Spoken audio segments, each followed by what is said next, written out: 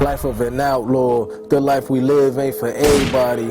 In the inner city swimming with the dead bodies. A few life jackets can't save everybody. Running with young thugs that'll spray everybody. I need some guidance, the hood is my background. I'm from the city where they can't put the crack down. I'm feeling pity cause the city put the smack. We seek refuge with Allah from the evil within our own souls. Whosoever Allah guides, there is no one to lead astray. Whosoever Allah leads astray, there is no one to guide upright. I bear witness that there is no deity worthy of worship and truth except Allah alone. He has no partners and all dominions is His. And I bear witness that Muhammad sallallahu alaihi wasallam is His messenger and seal of all the prophet. O you who believe, fear Allah as He should be feared and do not die except as Muslimun. O mankind, fear your Lord who created you from a single soul, Adam. And from him He created his peer, his wife Eve. And from them both He made countless generations of men and women. Fear Allah to whom you demand your mutual rights. And do not cut the wounds of relations. Surely Allah is ever and all watcher over you. O mankind, fear your Lord and always speak the truth. He will forgive you your sins and guide you to do righteous deed. And whoever obey Allah and His messenger has achieved a great of success. فَإِنُّ خَيْرُ هَدِيثِ كِتَابَ اللَّهِ. Verily the best speech is the book of Allah. وَهَدِي هَدِي Muhammad sallallahu alayhi wasallam. And the best guidance is that of our Prophet Muhammad sallallahu alayhi wasallam. وَشُرُرُ أُمُّ مُبْتَعَتَهُوَا. My Arabic is messed up, so I'll just stick with the English. The worst affairs to invent into this religion of ours are newly invented things. Every newly invented matter will be led astray, and every going astray will lead into the fire. Basically, I just want to thank the brothers who invited me to this place to be able to speak to you guys today. As we know, the Prophet ﷺ said, if you don't thank the people, then you don't thank Allah. So I want to thank the brothers to give me this opportunity to speak to the youth, inshallah. And I hope that this opportunity be a reminder to myself first, and a reminder to the youth, inshallah. I'm here to basically give some counts on my life, my background, street life, music industry, and what made me leave that lifestyle and accepted the religion of Islam. I was born in Newark, New Jersey, to two converts parents. Both of my parents, alhamdulillah, they accepted the religion of Islam. When I was 3 years old, my mother and father, they got murdered in front of me. I also got shot in the foot during the killing of my parents. The people that murdered my mother and father, they was very close to me and my family. One of them was actually the person that gave me my name, Mutah.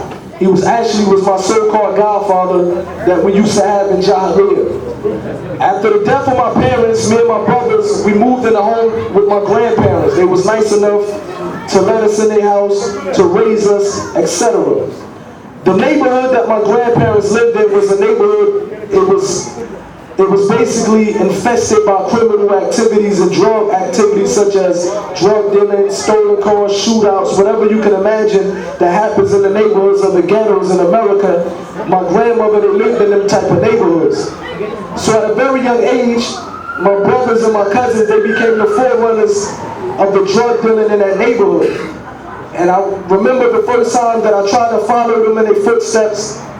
The first day that I went outside on the block trying to sell drugs, I got arrested. I was about 12 years old. The police called my grandparents. They took me from the prison. I got in big trouble and I told myself that I would never ever do that again. And I started to write raps, poetry. Whenever I would see outside on my block, I would go into the room, I would make a song out of it, I would come back and I would rap it to the drug dealers, etc. I had a childhood friend by the name of Yafeyo. Years went past and we lost contact with each other. And I happened to run into his mother and I asked his mother how was he doing. His mom told me that he's also trying to pursue a career in the music industry. And she said in fact he lived with his brother by the name of Tupac Shakur. She said Yafeyo and Tupac, they're on their way to New York City. Why don't you go over there, get acquainted with an old friend, and if you want to get into the music industry, this is your opportunity to speak to Tupac, explain to him, etc. The part of New York that Tupac was visiting was about 30 minutes away from my home. It was a 30-40 minute ride from Manhattan, from New Jersey, so I was able to hop on the train. I went over there, got acquainted with an old friend, and I was able to rap for Tupac, and that's how I got into the music industry. Before I got into the music industry, I was looking for a way to escape the life of criminal activities that I was facing in my neighborhood. Not knowing that as soon as I got into the music industry, that same type of lifestyle that I was running from was basically 100 times worse in the music industry.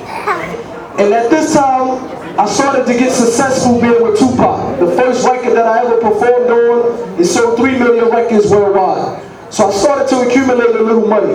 But as soon as everything was moving fast, one day Tupac was in a car with Suge Knight. Another car pulled up on the side of him. They opened fire. They shot Tupac 13 times. He died 6 days later in the hospital. Myself and the rest of the Outlawz, we went back to New Jersey. When I went to New Jersey, I got arrested, and I told myself, once I get out of the cell, I'm going to leave New Jersey. I'm going to grab Gaddafi, Yafeo, and I'm going to have him leave New Jersey with me. Not to mention, I forgot to mention that the name of the group that Tupac put together was a group called the Outlawz. And the names that he chose for us was basically enemies of the West or so-called tyrants of the world. For example, Yafeo, Tupac gave him the name Gaddafi after the Libyan president Muammar Gaddafi. Another member of the Outlawz, Tupac gave him the name Hussein after the former Iraqi president Saddam Hussein. Another member was called Idi Amin after the Ugandan president Idi Amin. Another member of the Outlawz, Tupac gave him the name Castro after the Cuban president Fidel Castro. When I was very young, I had a very bad temper, to the point that my Puerto Rican and Cuban side of my family, my African American side of the family, they always blame my attitude and my temper on my mother's side of the family. But when I met Tupac, he had a joke. He said the reason why I was very angry and upset was because of my height. He said I had the short man complex. Other word is called the Napoleonic complex, named after the French Emperor Napoleon Bonaparte. So that's how I got the name Napoleon. So after the death of Tupac, when I got to New Jersey, I decided to leave New Jersey. I told Gaddafi he should leave New Jersey with me. Gaddafi decided to stay in New Jersey. I left New Jersey in October. Tupac died in September. I get a phone call in November that Gaddafi just got shot. When I asked the person who shot Gaddafi, she said it was Napoleon, it was your little cousin. So basically, within 1 year, I witnessed my grandmother pass away. Tupac died. Gaddafi died. After the death of people that was very close to me, I started to turn to drugs to escape the memories or escape the pressure that I was under. And right at the same time, when I turned to being addicted to drugs, etc., I also became very successful in the music industry. At this time of my life, I had 3 brand new houses, cars, jewelry, money, everything you can imagine that you want from this dunya, I was able to have it at the reach of my hand. But every single night that I went to sleep, wallahi, I was depressed.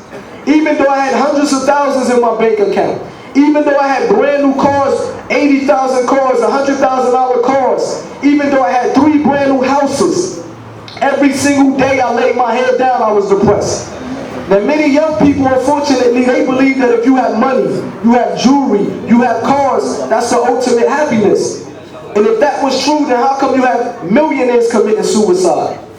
So when I got to this point in my life, man, I started to say, what can I do to bring myself some type of happiness? So one of the things I turned to was trying to numb this situation. I turned to drugs. And I noticed that turning to drugs was only a temporary help to what I was going through. Because no matter what drug you use, eventually you have to leave your system. You're going to get sober, and the same problems that you're facing in your life is going to be right there. I didn't know which way to turn. And I remember at this point in my life, I used to pray to God. I wasn't a Muslim, even though my mother and father converted to the religion of Islam. But I was 3 years old when they died, so I was raised upon the religion of Christianity. Growing up in my household, I knew that the religion of Christianity wasn't the proper way that teach you how to worship your Lord. So I said, I don't have no religion. But at this time of my life, I remember I used to pray to God. And I used to ask God, I used to say, I have money, I have jewelry, I have fame, everything that a man might want in his life. But the only thing that I would trade all this up to find some type of happiness in my heart. And I happened to one day be in the parking lot and I got into a fight with my little brother. My same little brother that was 6 months old when my mother and father got murdered in front of me. The same little brother that I vowed that I would protect. I got into a fight with my little brother. He had to go to the hospital to get staples in his head. But it happened to be a Muslim in that parking lot that day. Allah happened to put a Muslim in the scene when I heard my little brother that day. This Muslim came up to me, he calmed me down, he said some words to me, and he made me start thinking for the first time. Eventually, he invited me to come to the mosque. After phone call, I said, you know what? I never entered into a mosque in my life. I said, let me just go see what they have to offer. This guy, he won't stop calling me. He was very patient with me. I said, let me go see what he had to offer. I went to the mosque, and for the first time in my life, I was able to see something that I didn't see in the streets, something that I didn't see in the music industry, and it was a sense of brotherhood. I noticed everybody was smiling at each other, hugging each other, and I started to get more inclined to want to know what they was upon. This brother gave me some literature of the religion of Islam, and he gave me the English translation of the Quran. The first day that I took the Quran home and I opened to read it, I knew for a fact right then that this cannot be written by a man. These cannot be the words of a man. Because I was around poets such as Tupac. Tupac was a genius when it comes to writing poetry. When I opened the Quran, I knew for a fact that a man could never come up with these words. Everything that I was searching for in my life, when I wanted to feel good, when I wanted happiness, I would turn to drugs. And I noticed that that was only temporary happiness. I would wake up sober. Allah says in the Quran, truly the hearts find tranquility in the remembrance of Allah. Everything that we searching for in life, we have it in the book of Allah. I used to wonder, how come I witnessed my mother and father get murdered in front of me? How come my friends like Tupac, Gaddafi, everybody, my brother, everybody around me was dying? Allah says in the Quran, every soul shall taste death. Everything that I was looking for in life. I knew that we had to worship a creator, but I never knew why did we worship a creator. The religion of Islam makes it clear why we should worship Allah alone. Allah is the creator of the heavens and the earth. Allah not only is He the creator of the heavens and the earth, and we can just imagine all the affairs that Allah had to do every single day. If we just imagine that Allah is the one who makes the sun rises from the east and set in the west. Allah is the one that provides for every creation, everything that's on the heavens and the earth that we know and don't know. Allah is the one that provides for it. Even if it's a fish or a creature in the sea that we don't even know exists, Allah is the one that provides for this creature every single day. Can you imagine that every single day we wake up, there is somebody somewhere in the world Allah is taking his soul. There is somebody somewhere in the world Allah is bringing to this life. There is someone that Allah is honoring. Allah is dishonoring. There is someone Allah is making rich. Allah is making poor. Allah might make it rain in Saudi Arabia, or rain in New York City. It's 120 degrees in Saudi Arabia. Allah might make it snow in Alaska, and it might just be thunderstorming in Texas. This is not global warming. None of these activities happen without the permission of Allah. Allah says in the Quran, not a leaf falls without my knowledge.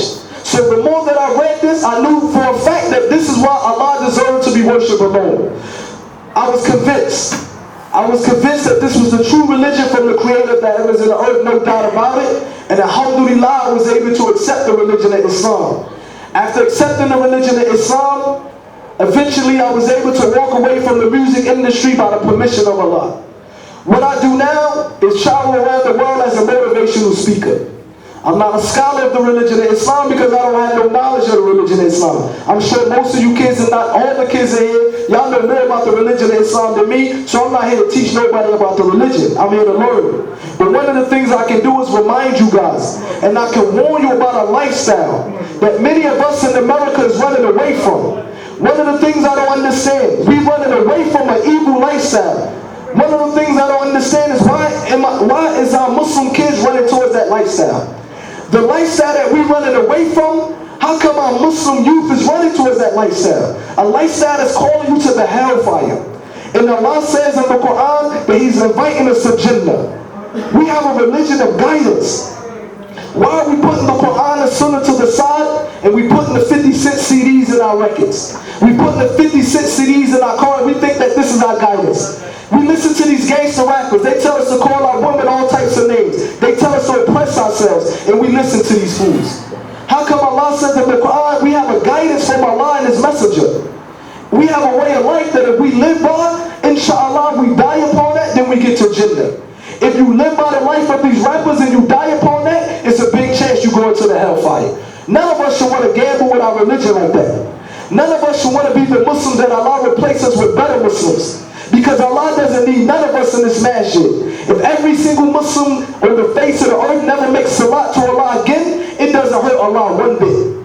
The only one who would be the losers would be ourselves. If we stop making salat, it doesn't harm Allah. Allah doesn't need us. The only one who would fall, the loser would be ourselves. So it's very important, brothers, man, that we have to realize that to be a Muslim is the greatest blessing on the face of the earth.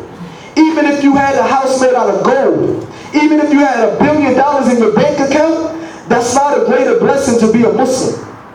It's many of people walking on the face of the earth and they got hearts hard as rocks. That the guidance of Islam cannot even penetrate their hearts because they got hearts as hard as rocks. And we, alhamdulillah, Allah guided us to this religion, and we messing around and we playing with our religion as if it's something we don't even care about. One of the things we have to start doing, brothers, is educating ourselves. Because alhamdulillah, we Muslim. Alhamdulillah, but that shouldn't be it. We should educate ourselves. Because there's only one way to practice this religion. That's according to the Quran and the Sunnah with the understanding of the Sahabas. How many of us know who the Sahabas is? And we start asking some of the kids who are the Sahabas, we don't know it. But if you ask them who is David Beckham, everybody's hands go up. This is a sickness that plagued the Muslims, and I'm speaking to myself first. That we have role models other than the Prophet sallallahu alaihi wasallam. Allah says in the Quran that, O Muhammad, you are upon the exalted of character. Allah Himself praised the character of the Prophet Muhammad. Why do we look for others as role models? Why do we look for others as role models? Why do you look for people like myself who converted to the religion of Islam? I'm not no role model.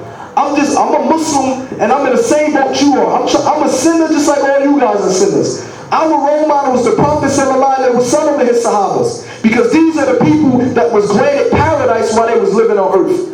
These are the people that we should be studying, we should want to know, because these are the people that was granted Jannah while they was walking on earth. We living in the country right now. We living in a country that's a non-Muslim country. Do you know we will be held accountable for every person that we chased away from this religion of Islam? Do you know that if a person looked at us and he was afraid of us that we would not get to Jannah, the Prophet sallallahu alaihi wasallam said it? The Prophet sallallahu alaihi wasallam said he does not believe, he does not believe, he does not believe. When some of the Sahaba said, O Messenger of Allah, who doesn't believe? He said, whoever has a neighbor, if this neighbor is afraid of the harm of that Muslim, he's not a believer. How many Muslims live in a Muslim country and our neighbors are afraid of us? How many of us live in a Muslim country and we believe because they're not Muslims we have to be rough to them and we have to be afraid? Man, that's a bad understanding of our religion. The Prophet ﷺ said, do not go astray in your religion, because that's what destroyed the people before you, the Christians and the Jews, because they went astray in their religion. Most Muslims now, we think to make us a good Muslim, we got to scare the kuffar. To make you a good Muslim is save the life of a kuffar. Call them to the religion of Islam. Let them know that you should be wanting him to worship Allah alone just the way you worship Allah alone. It's very important. It's a hadith that one of the Jewish kings in the time of Medina was dying. They went and called the Prophet sallallahu alaihi wasallam. This is a Sahih hadith. This Jewish guy used to serve the Prophet sallallahu alaihi wasallam. They said, O Messenger of Allah, the young Jew boy that used to serve you is on his deathbed. The Prophet sallallahu alaihi wasallam, they said, good, he's a Kafir Jew, let him go to the hellfire. The Prophet sallallahu alaihi wasallam stopped everything he was doing. He went to the bedside of that little boy and he said, say, Ashhadu an la ilaha illallah. The Prophet ﷺ had concern for the non-Muslims. He said, say, Ashhadu an la ilaha illallah. When the little Jewish boy looked at his father, the Jewish boy father said, obey Abu Qasim. The little boy took his shahada. He died a few seconds later. The Prophet ﷺ got up and said, all praise due to Allah, who saved that young boy from the hellfire through me. This is very important. We should have an attitude that if the Prophet ﷺ, who is the messenger of Allah, who are we? Who are we to be arrogant and say the hell with the kafir when the Prophet ﷺ, he didn't have that type of attitude? We should know our deen. This is a religion of guidance. We shouldn't follow our desires. We follow the sunnah of the Prophet ﷺ and the Sahabas. What about the people in Taif? When they stoned the Prophet ﷺ, they were selling to blood was dripping in his sandals. The two angels came and said, we are messengers from your Lord. And O messenger of Allah, Allah sent us. And if you tell these, and you give us the okay, we will crush the city of Taif between these two mountains. The Prophet ﷺ didn't say, oh, they're a bunch of kuffar, kafir, crush them. The Prophet ﷺ said, no, show mercy to them. Because maybe one day in the future, people from their lineage will become Muslim. Look at the city of Taif right now in Saudi Arabia. It's a Muslim city, a Muslim country, alhamdulillah. This is very important, man. My son was a kafir. I was a non-Muslim before. If it wasn't for the patience of a Muslim, if it wasn't for the patience of a Muslim, I would have probably died in a state of disbelief. But because that Muslim didn't look at me and say, oh, he's a drunk, he's a gangster rapper, let him go to the hellfire, he was able to invite me to this religion of Islam. We don't own this religion. Just because you're born in Somalia, born in Arabia, born in Pakistan, born in India, the religion of Islam don't belong to nobody. This religion doesn't belong to none of us. This religion, Allah says in the Quran, could they call the people to worship me alone? Allah says this in the Quran. Where are we from that? How come we want to take this religion and use it as a gangster religion and say we don't want to call nobody, we just want to destroy everybody? This is not what the religion of Islam teaches. This is a religion, man, that teaches, that calls for peace. This is a religion that calls for peace. Even though we have jihad in our religion, no doubt, under circumstances. Even though we have fighting in the way of Allah, no doubt, under circumstances. But Allah also said, call these people to Jannah. Allah says in the Quran, whoever take the life of one person unjust is as if he killed the whole of humanity. We accept the whole of the religion of Islam. It's very easy to chase a person away. But we should be the ones that look at an individual and say, subhanallah, I want to invite that individual to the religion of Islam. I want to call this person to the religion of Islam. Know why? Because that be one other person on this dunya worshiping Allah alone. If you truly love this religion, you would not want people to worship Allah with partners. You should not want people to associate partners with Allah. We would want everybody to worship Allah alone, correct? Because this religion doesn't belong to us. So this is why it's very important, brothers and sisters, that we learn our religion. We learn our religion by the way of the Prophet ﷺ and the Salaf, the early predecessors of Islam. And the first one was the Prophet ﷺ when he said to Fatima in Sahih Bukhari, oh Fatima, I am a blessed Salaf to you. He was our first Salaf, the Prophet ﷺ. Then the Sahabas, then the Tabi'een and the Tabi'een. These are our role models. How did they dealt with this society? How did they treat this religion of Islam? These were the people, man, who treated this religion of Islam because they knew it was the haqq. Allah says in the Quran, whoever opposed the messenger and follow a way other than the way of the Sahaba, of the believers, we will leave them what they are upon and we will land them in the hellfire. What an evil destination. Ibn Abbas read in the end, he said when Allah mentioned the word believers in that verse, he would talk about us as Sahabas. How far are we away from the Sahabas? When Allah says in the Quran, whoever follow a way other than the way of the Sahabas, we're going to leave them what they're upon. They might think they're on the haqq. They might think they're doing something correct. They might think they're doing something right. We don't pick from the Sahabas. We don't pick what we want to pick from the Sahabas. We don't say we're just going to follow the Sahabas and this and that. No, we follow the Sahabas because they had the right Aqidah, the right manhaj, because their teacher was the Prophet ﷺ. We take everything, we take the understanding of the Sahabas. Ibn Abbas said when Allah mentioned believers in that verse, he was talking about us as Sahabas. Many verses in the Quran, when Allah mentioned believers, he was only talking to the Sahabas. When Allah said, oh Muhammad, I am pleased with you and the believers when they took the pledge under the tree, he was talking about the Sahabas. And the Sahabas, mashallah, they was men, they knew their religion, they represented the religion world, they represent the religion world, the Tabi'een, they went all around the world. It was Arab traders who went to countries like Africa, countries like Indonesia, who spread the religion of Islam, who called the people away from the hellfire. So it's very important, brothers, man, that we realize that this gangster image that the shaitan is portraying on the television, that's a false image. And unfortunately, our youth are being swayed away by this image. You only see 5 minutes of these people on television. You don't see when the camera say cut and most of them go in their home and they crying every single night because they don't know where to turn to. As Muslims, man, we know where to turn to. When things get rough for us, when things go bad for us, we say, well, maybe I've been committing too many sins, let me go do tawbah. When things get rough, we turn to Allah.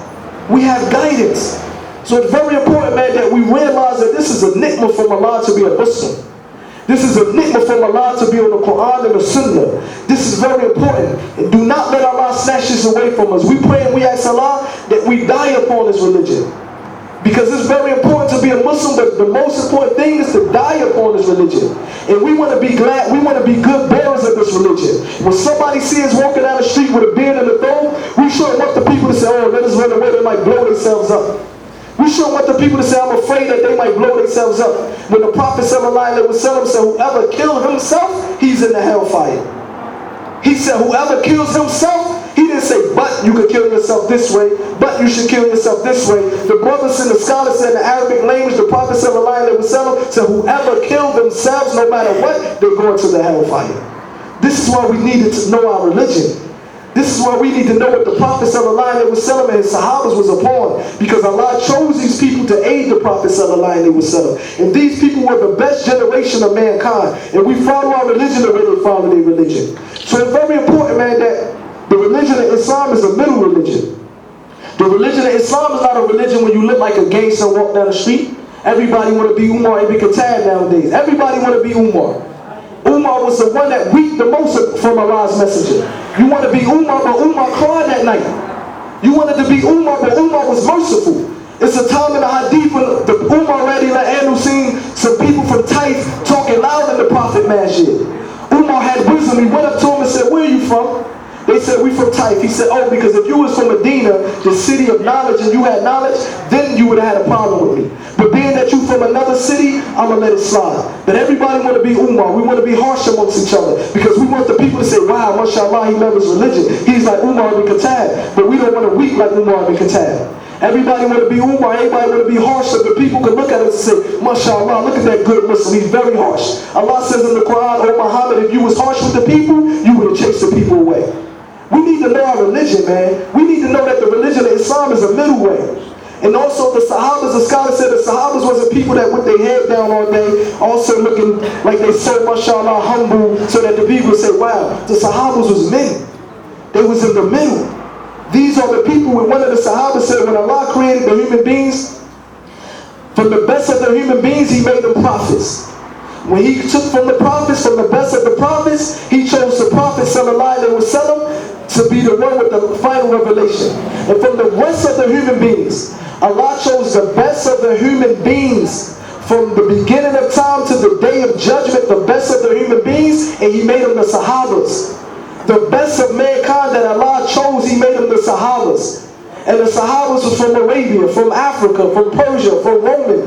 These were the people that Allah chose to be with the Prophet ﷺ. So these are the people we take as our role models. Not David Beckham, not Tupac, not these gangster rappers that's calling to the hellfire, who don't have no guidance themselves. We ask Allah to guide them to the religion of Islam. These are the people that got Jannah while they was living. Can you imagine that? Can you imagine the Prophet ﷺ looking at you and say, Abu Bakr going to Jannah, Umar ibn Khattab going to Jannah, Abdul Rahman ibn Auf going to Jannah. These people was living when the Prophet ﷺ said, Bilal going to Jannah. He said the Sahabas was going to Jannah. Guess what the Sahabas did? They didn't puff their chest up and say, Alhamdulillah, I'm going to Jannah, let me kick back. To the point that when Umar ibn Khattab went to Hudayfa, when Hudayfa told Umar do not play over this hypocrite. He's a hypocrite. Allah's messenger said he's a hypocrite. Umar ibn Khattab pulled him to the side and said, I'm going to ask you this one time, by Allah, you better tell me the truth. Did the Prophet said, I'm one of the hypocrites? This is Umar ibn Khattab ready to handle. Verses of the Quran got revealed because of Umar. Who are we? We walking around as if we know we going to Jannah. Who are we? These are the Sahabas that didn't play with their deen. How do we even know our deeds are being accepted? How many know our deeds are being accepted? We live in life as if we know we're going to Jannah. Man, we should humble ourselves, and I'm speaking to myself first, because this is a religion of mercy, man. And Allah guided us to this religion, and we don't want to be the ones that wake up on the Yawm al-Qiyamah bankrupt. We wake up on the day of judgment bankrupt because we didn't want for our brothers what we wanted for ourselves. Because we envied one another. Because we was neglectful of our prayers. Because we did so many good deeds for show off that on the day of judgment we can raise up with nothing in our bank account. We don't want to gamble like that. If the Sahabas was humble and they didn't play with their deen like that, who are we? Did you wonder why out of every 4 people on the planet, one out of every 4 people on the planet is a Muslim? But look at our state right now.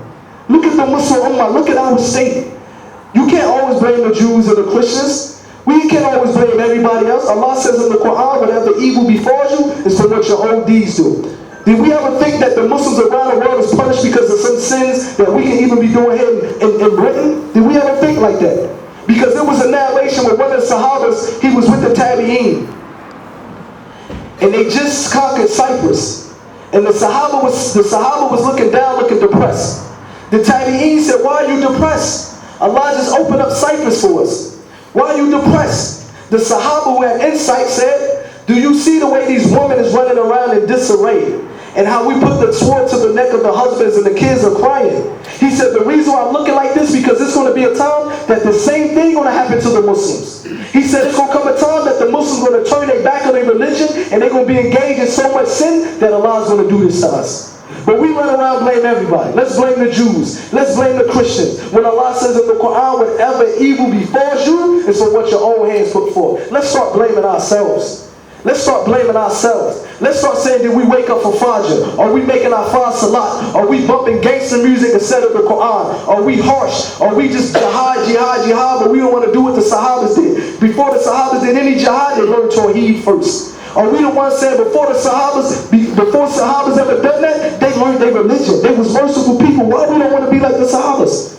Why we want to take from the religion but don't take from the other part of the religion? What's wrong with us that we got to that point?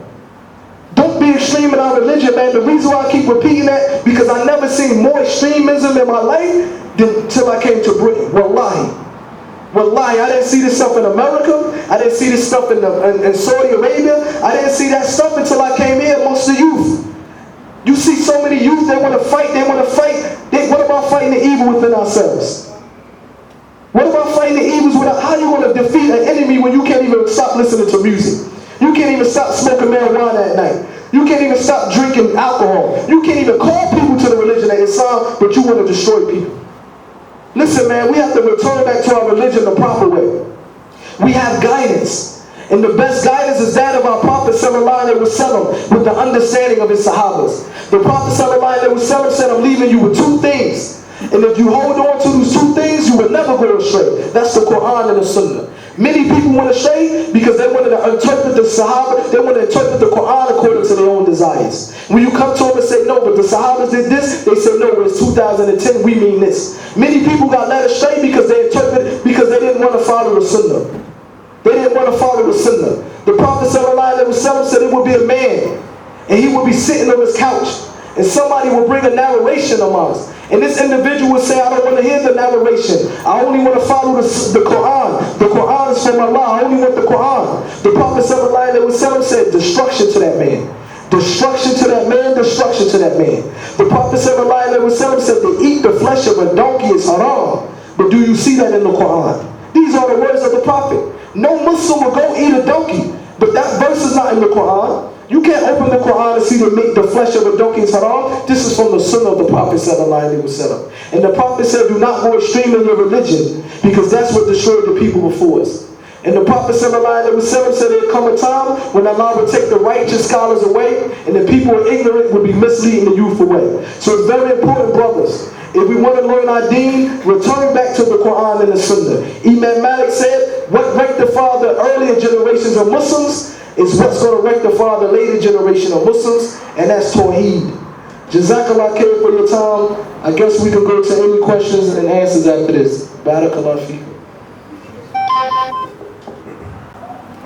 Brothers and dear elders, our brothers visit us from America, and you can listen to him the way he gives us advice and ideas.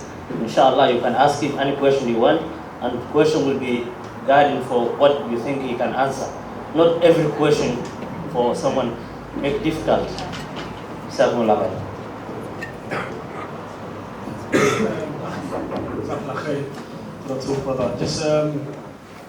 not everybody in this room is Muslim at the moment, so I just wanted to ask you, what advice would you give, as some of us who have guests here, so what advice would you give to them in regards to searching about Islam and the truth of the deen about Islam?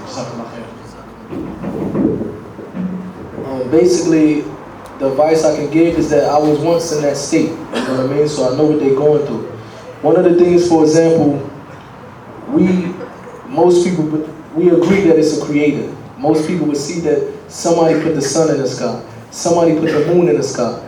You cannot blame it on science because the scientists cannot even go near to the sun. They don't even know what the sun is truly made out of because of the heat and the gas. They would not even know what's up there. So it's very important that even if we think of the basics, who created all this? Who put the sun in the sky? Who created the trees? Who makes it rain? This is some normal question that we should ask ourselves. Why are we created? Everything that you look at in this dunya, it has a purpose. Even the thumb, for example. Many people don't have a thumb. It would be hard for them to even grip things. Even the hair that's in your nostrils. For example, most people, if you don't have hair in your nostrils, all types of bacteria can get up your nose. Everything has a purpose. Therefore, we should know that we have a purpose in life. And our purpose in life is greater than just eating and partying. And we should know that we got to return to somewhere. For example, you have babies that's born. They would live for 5 minutes and they would die. Do you think that, for example, that's it? They have no other life? This mother just puts 9 months, carried this baby for 9 months, the baby came, died, 5 minutes later, his life is over? There's so many questions we should ask ourselves. And this is where the religion of Islam has these answers. No other religion have the answers. And it's not saying this out of arrogance, we saying this because this is the truth. Allah is our creator. He the one created all of us. We all have to return to Allah. Allah doesn't ask us for anything. Something very simple is to worship Him alone. For example, your mother's raised us. Most of the people here probably got a mother that raised them. Imagine growing up after your mother raised you, fed you, breastfed you, changed your diapers. All of a sudden you become a grown man and now you want to call another woman mommy. That would be very offensive to your mother. What about the creator of the heavens and the earth, who fed us, protected us, who helped us form in the wombs of our mother, and now we grow up and we call someone else God? So this is very important, man, that the religion of Islam, it doesn't call to a person to worship a tree. It doesn't call a person to worship any human being. We don't worship Muhammad.